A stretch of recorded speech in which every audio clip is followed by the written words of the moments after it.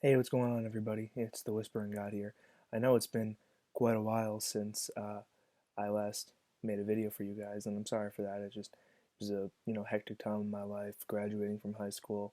I'm now a freshman in college, and actually, what I wanted to do in this video today is read you a poem that was written by me, and I will be using it in one of my upcoming projects for a freshman seminar at school. Basically, the topic of the of the project was to find any person or moment or any important figure in the struggle for equality. So that could be racial equality, gay rights, women's rights, literally anything that was like a step forward.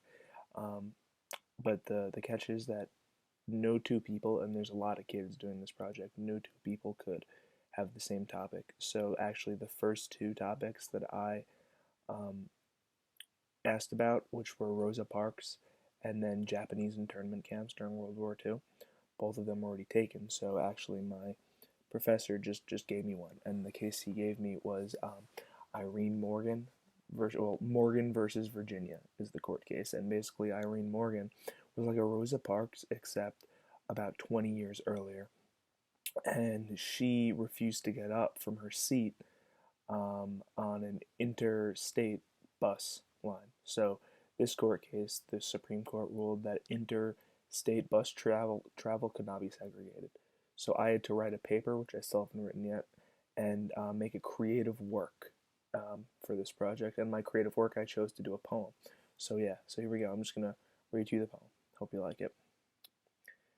Man, it's really crazy to me what a different place the world was back in 1940.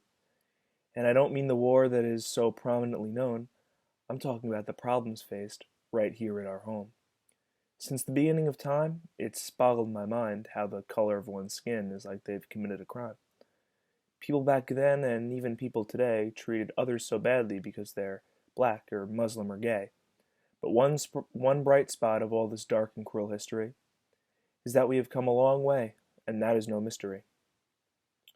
Was it difficult? Yes, and that is for sure, but the public view today seems a bit more mature.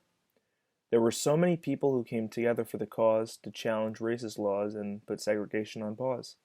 Some are well known, like Dr. King and Rosa Parks, for what each of them did really left a mark. But there were so many others, people who you've never even heard of, or like my topic, Irene Morgan, who maybe you know sort of. Irene Morgan was similar to Rosa Parks in that she didn't see a difference from the lights and from the darks. She got on a bus and sat where she wanted, and when she refused to get up, she began to get taunted. But she stood her ground and took her case to court. And in Morgan vs. Virginia, she made history of some sort. Because of her, bus segregation across state lines was ruled illegal, bringing somewhat more equality to the American bald eagle. She did this 20 years prior to Rosa Parks, did you know? But that is something the history books will rarely show. But this poem is about more than what she did. We all need to realize what the meaning of it is. Many black Americans were treated second class, and as anyone would, they saw it as a major pain in the ass. So people took a stand, stood up for what was right. This led to many issues like many threats and many fights. The March on Washington, for instance, helped the problem made aware. Professor Murray, you remember. Maybe you were there?